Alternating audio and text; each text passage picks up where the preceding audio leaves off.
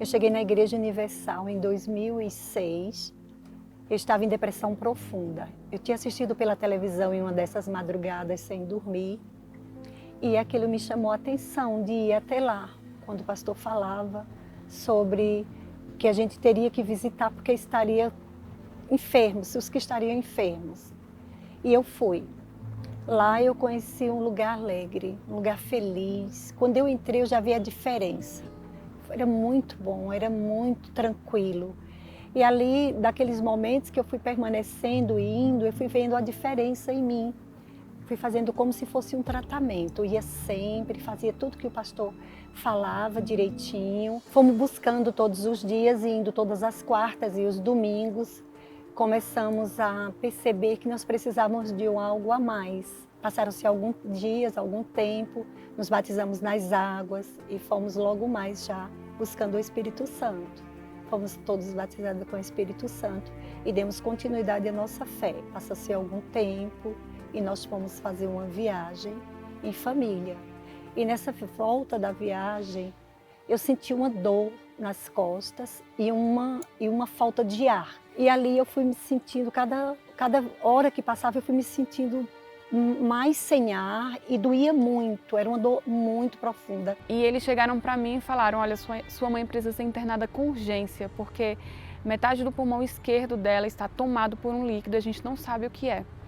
Por isso que ela não está conseguindo respirar. Então, quando o médico abriu o resultado e falou, Dona Ricardina, foi confirmado, a senhora tem um câncer na pleura do pulmão. Essa pneumologista, ela falou assim, olha, a sua mãe tem um câncer raro e ele está todo espalhado.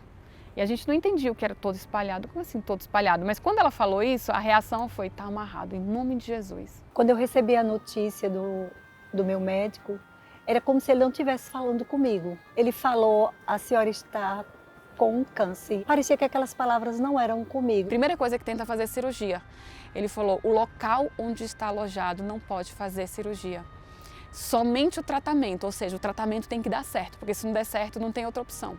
Só tem o tratamento. Eu não entendi aquilo ali, nem senti emoção, nem medo e nem nada. Fui embora com elas. Quando eu cheguei bem próximo do elevador para a gente descer, já saindo da clínica, eu virei para minha filha, para Manu, e falei para ela, cuida da Aninha.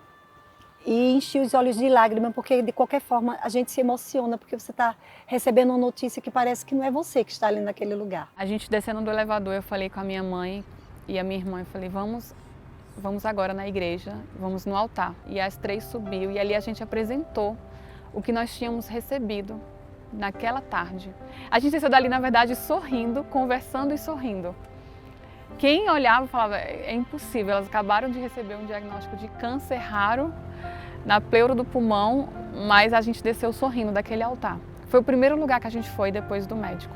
A gente sabia que naquele momento a gente tinha que ser todo o suporte para nossa mãe, porque ali ia começar um tratamento, uma quimioterapia, e seria muito desgastante para ela.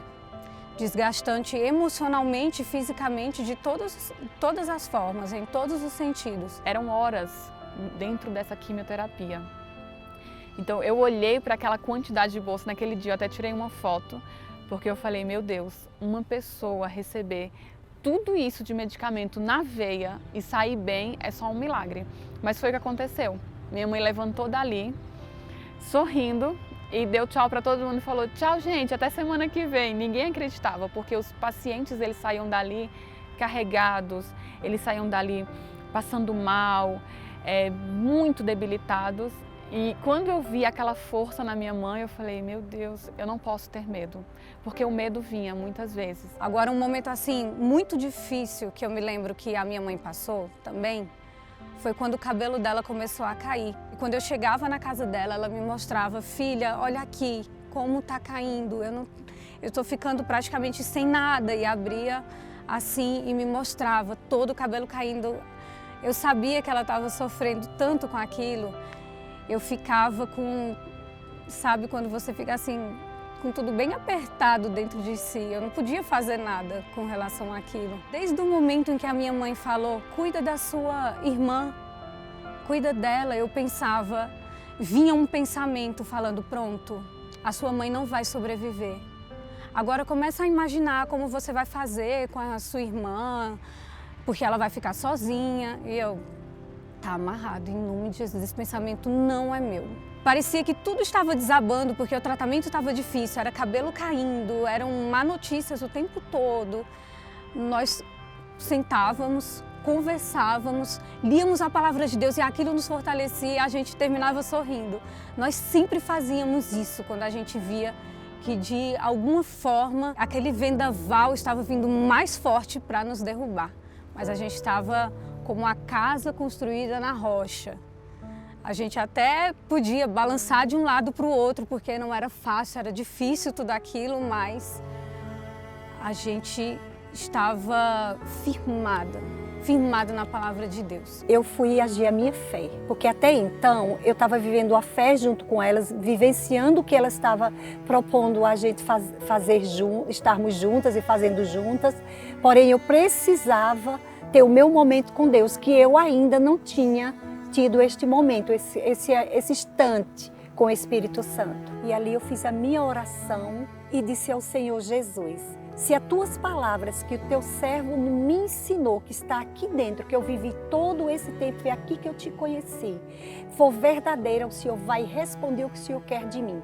Porque se o que o Senhor quer de mim eu não sei, o Senhor vai me ensinar. Eu quero que o Senhor me dê força, coragem para eu trabalhar, porque eu preciso fazer aquilo que eu não fiz. Então aí eu fui trabalhando em mim, na minha mente, no que Deus queria fazer, mudar, transformar, que eu precisava dessa mudança, dessa transformação que nem eu mesmo sabia. O Senhor Jesus, Ele conhece o nosso interior. E o Espírito Santo foi falando cada coisa que estava faltando, que eu precisava mudar, que eu precisava melhorar para poder eu testemunhar Ele. Porque a gente está acostumado a testemunhar coisas e eu queria testemunhar Ele. E Ele disse, eu estou aqui. De madrugada eu me sentei na cama e Ele me deixou feliz. Dali eu fui lutar contra aquela doença, aquela enfermidade, que achava que eu ia ter medo dela. E achava também que eu ia sofrer com aquilo. Não, eu atendi os meus clientes, fiz o meu voto no altar, subi no altar, fiz tudo que foi necessário para que fosse cumprido aquilo exatamente que o Senhor Jesus tinha me pedido, que era cumprir com o que Ele tinha designado para mim, cumprir com aquela promessa. Você vai me testemunhar. E foi quando ela fez o segundo PET scan. O PET scan é um exame que mostra o corpo todo, da cabeça aos pés, e mostra se o câncer está atingindo um outro órgão, outra parte do corpo.